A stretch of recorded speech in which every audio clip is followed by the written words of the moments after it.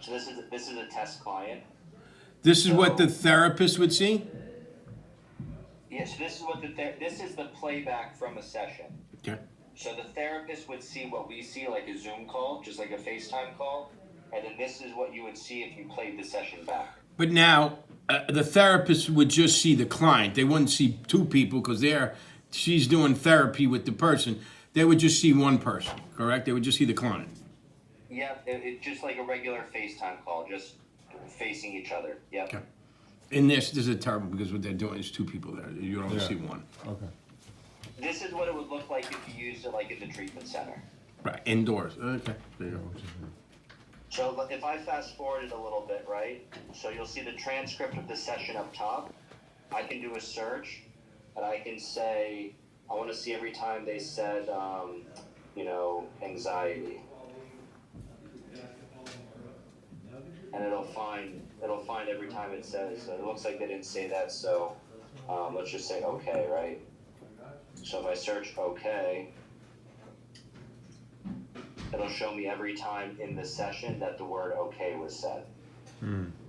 Right, so you can search the transcript. But how do you know? Transcript live up here. Go back to that. How do I know who said it? So it'll see where it says here, member? Uh-huh. It'll switch to therapist if it's the therapist speaking. Gotcha. So if I type okay, you see where it says clinician, Yep. member? Oh, okay, perfect. And then you can also listen to it as well. This is like a YouTube video. You can listen audibly as well. So now if I scroll down farther, this is the timeline. Like if you're, fast forwarding a YouTube video, right?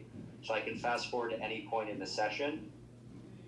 If I'm a supervisor, I can come back and leave a comment.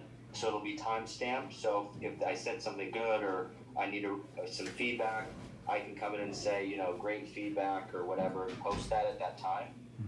And you can also see, it'll show you the clinician's talk time, the member talk time, and then also the techniques that were used. So these red blips are reflective listening. The yellow one is Socratic questioning. The green ones are CBT skills.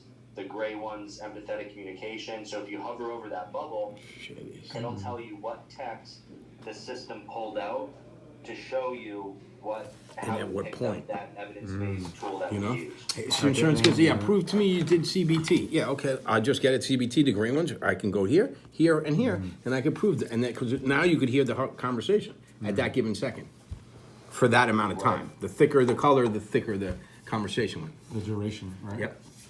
Right. And then obviously this is where the clinician is talking versus where the member's talking, right? Where does it show the time difference for the two?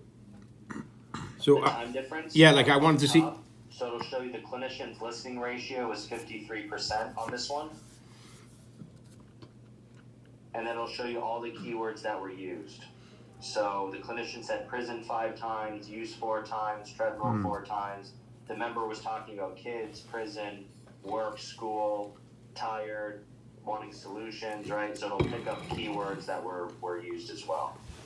And also it'll show themes, right? So we track anxiety and depression. So it'll show you which themes were used. So it pulled out the word death, distraught, tiredness, 5 times, 3 times. death and scream.